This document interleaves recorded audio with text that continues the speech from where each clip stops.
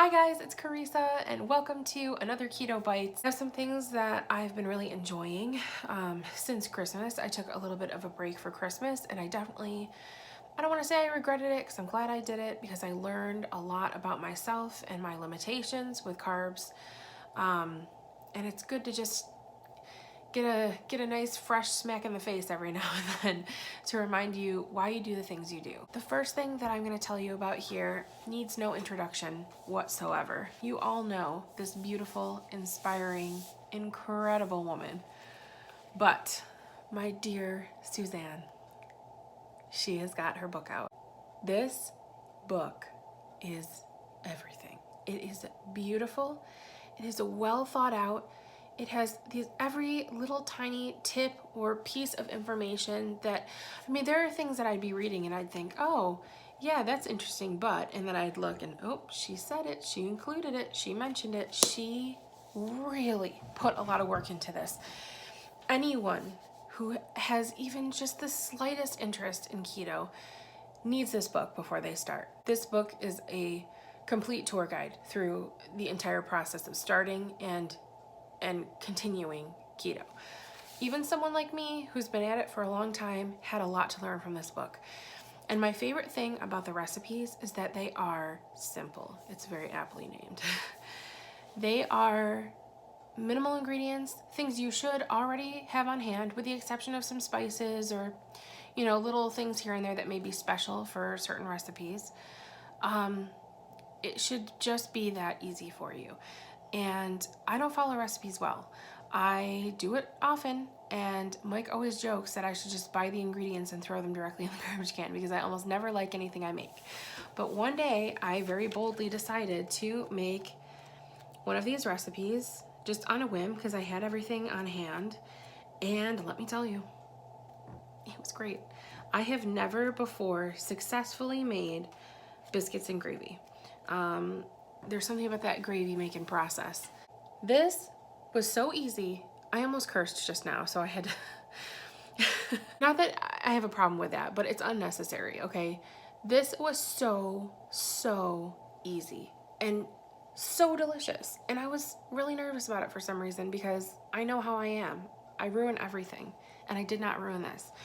The only exception is I did not make the almond flour mug biscuits for this because I tried a new product, Mikey's cinnamon raisin English muffin. I think that there might be a plain one and then this, at least that I saw at the grocery store.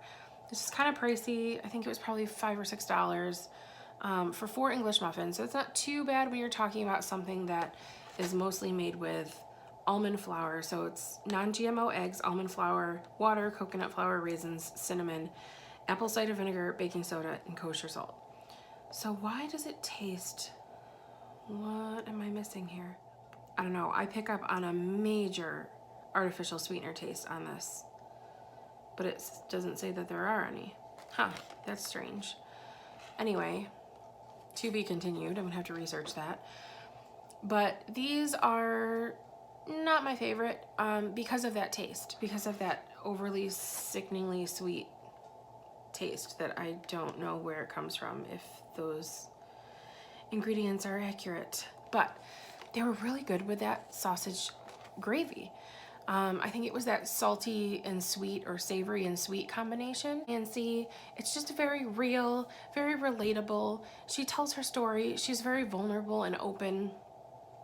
She shares so much in this book. I could talk about it all day. Please check it out. I'll have the information linked below. I'm sure you already have it. I'm sure you already know. Moving on. Something that I feel like I invented in my mind, and if somebody else did this and I am subconsciously stealing credit for it, or if I just don't know, there's so many keto accounts out there now these days, you guys. But try this, please. So I have been occasionally eating these Parm crisps. The everything flavor is my favorite so far, but I don't love these. I don't love Parmesan cheese. It's so strong, and I'm just not that kind of girl, I have put cream cheese on these, and I don't know, I don't really like them plain.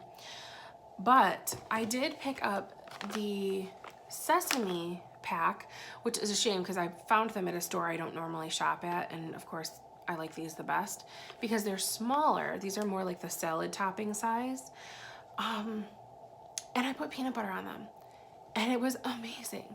The peanut butter really cut the flavor of the cheese down, and you were just noticing more of the crisp. So it felt like you were eating a really crunchy cracker with peanut butter on it.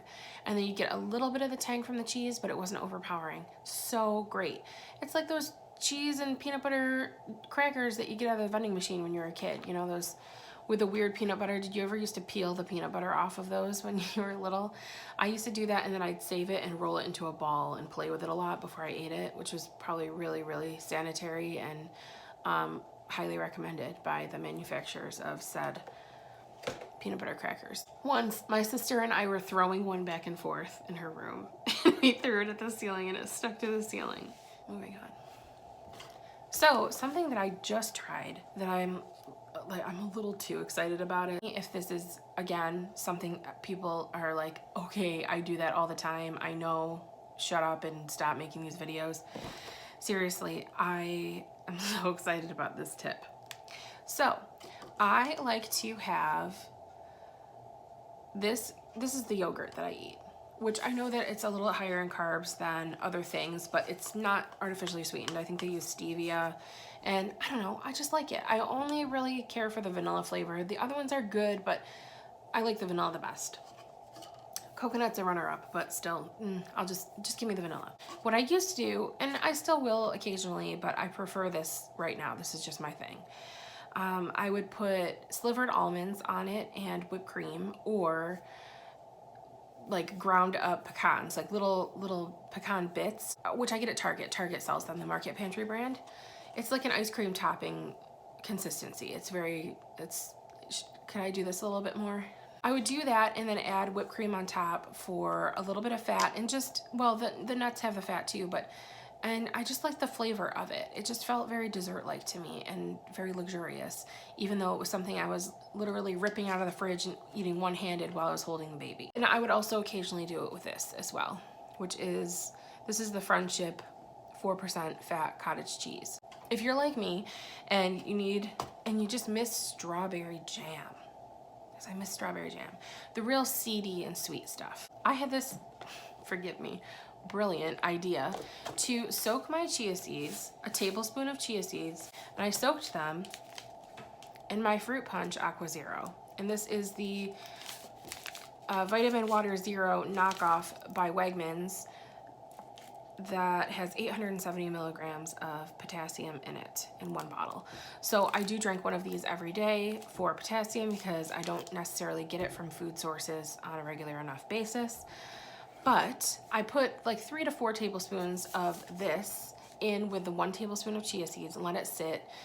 I only intend to let it sit for like 15 minutes, but sometimes it sits for a while. It sits for like 2 hours.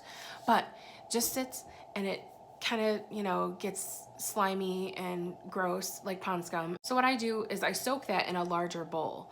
And after it's had a chance to soak, then I will take the yogurt or the cottage cheese and I'll scoop it into the bowl with it and stir it through. And then also add my whipped cream, just because I want to add the fat and I just like the flavor and the texture. And if you can have the whipped cream, have the whipped cream, right? That's the kind of life we're living. It comes so close. I mean, this is such a muted flavor, this fruit punch flavor, but it reminds me of really seedy strawberry jam. So you get that like mouthfeel of that. What is it? Is it like Smucker's or something that makes that, it's partially mashed? What's the difference between jam and jelly? I don't know. Is jam the one with hunks of strawberry? I don't know. But that's what I used to eat when I was a kid. That's how my grandmother used to make her strawberry preserves, whatever. Let me just call it something else to make it confusing. But it's just that much more seedy goodness, and you get the health benefits of the chia seeds without the sugar, without the guilt, without the artificially sweetened jam that you feel like if you use too much, you're going to be in the bathroom all afternoon. It's great. And you're adding a little bit of potassium, and it's delicious. And you're welcome. Suzanne has a recipe for chia pudding in her book, and I'm going to try it if I don't run out of my chia seeds first from doing this. So trust me, give it a try. I think I invented it, but if you've heard that somewhere else, just mention them here so that they get the credit also, because I don't know, it's not that big a deal really, in my opinion, but it is because it's really good, and try it. The only other thing that I want to mention is there was a controversy. God bless the United States. There was a controversy with no foods cookies, and you guys know that I was talking about those in the last couple of Keto Bites videos. My personal stance on them is that I no longer really trust anything the company has to say. They've put out a few statements, there's been conflicting information, and the bottom line is I just didn't like the product enough to sweep that under the rug and keep purchasing it.